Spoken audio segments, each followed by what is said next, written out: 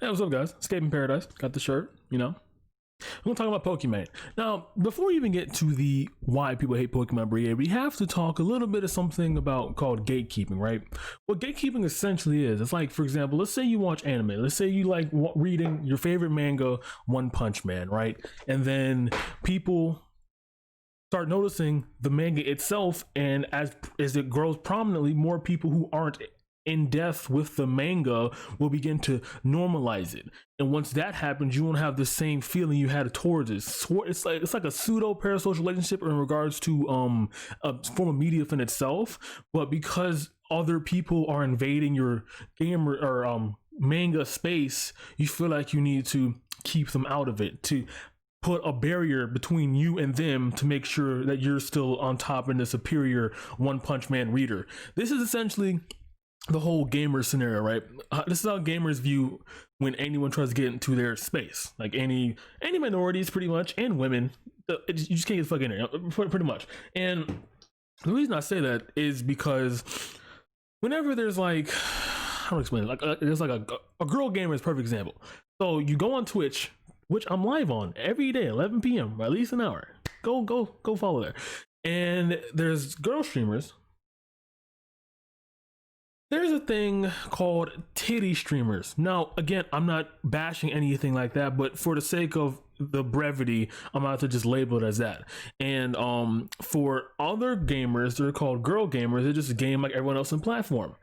When people think of girl gamers, they conflate the titty streamers, the just chatting streamers, with the girl gamers, therefore neutralizing, canceling girls gamers, because gamers can't be girls, because the only reason they can be girl gamers is to sexualize and manipulate men to give them money for them being gamer girls. Makes no fucking sense. I know, right? If you're gonna be that manipulative, you might as well be a titty streamer in the first place. I just beyond me. I don't fucking know that point. But anyway, besides the point. So they exist. Now, I feel like the main reason all the hate is coming from Pokimane in general is, number one, she's really fucking popular. That's always gonna have like just default popularity to get you hate. Number two, she's a girl gamer. That's also gonna conflate your hate even more. And number three, she's an attractive woman, and her attractiveness is usually, again, conflated with a titty streamer. So because she's not being a titty streamer but still attractive, that kind of just goes at odds with what they believe. And because that happens, they don't know what to do with the mind at all in that aspect. So therefore, they have to attack her for being an illegitimate gamer, because she has to be a titty streamer because she looks so hot, or like a thought. It's very convoluted, actually. It stems from the incel mindset, which I used to be from incel, by the way. You know, former incel. I'm revitalized now. I'm a regular person. I'm a regular person in society. I have a relationship. I'm good. But yeah, the whole incel mindset is essentially like this, right? Essentially, sex is number one. The act of sex. You need to obtain sex to be a real man, and inceldom. And if you're not getting sex, you'll never be a man. If you're not chasing women, you'll never be a man. If you're not successful, you'll never be a man. So all three of those things, that's their core tenets. And incels usually cannot land like one or two of those tenets simultaneously. It's either one or the other. They just can't land everything, right? That's the whole thing. It's like the whole NEAT, right? Neither educated, employed, or in training. It's like that aspect there. And because sex is so high on the priority list, whenever they see someone, i.e. an attractive woman, on social media, which is also another huge congregate as to, was also a huge reason as to why incels are so harbored quickly and manifested very highly because of social media's thing. They see women on social media strutting their stuff. I'm doing a lot of quotes here, okay? Don't sue me. Strutting their stuff and gaining social capital from said activity, and they get pissed off at that because since they view sex as the highest priority on all their list objectives, a woman easily getting rewarded for, you know, sex taking advantage of sexist roles placed on women, they get mad at that, because you're not supposed to get rewards for something that was placed as a curse against you. You're just supposed to live with it. You're just supposed to be as is. You're supposed to suffer like them. But when people find their way out of it, then that's when incels get mad. So Pokimane's perfect example is because she found a way to, i.e. strut her stuff, albeit in a wholesome manner, because Pokimane is a wholesome streamer at the end of the day, you know, and also be a girl gamer doing stuff she likes, and also platform both of those at the same time. All that going on cannot and will not be a thing in the Elsa mindset. It doesn't make any sense. Because one thing I will have to mention though is also because Pokimane is too nice, right? I mean, it kind of is. It's not her fault, but she is too nice in the front. Where it's like she's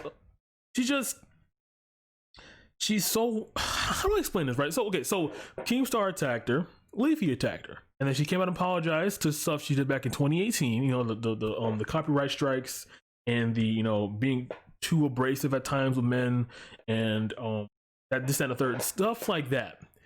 And the thing is, my chair is going like crazy. The thing is about apologizing about stuff like that is, if you apologize to people who are already heavily biased and like do not want you to exist on this planet, on this platform, then that's gonna give them more fuel for the fire. Like, oh, so all this shit y'all said was true for real. She confirmed it because she apologized. Why else would she apologize? You know what I mean? Like, not because she feels bad for, you know, existing and people hating her. No, it's because she did those things, and that's the mindset that's going to be perpetuated throughout the entire situation. Therefore, making Pokimane even a higher villain than what she was originally, even though she was one in the first place.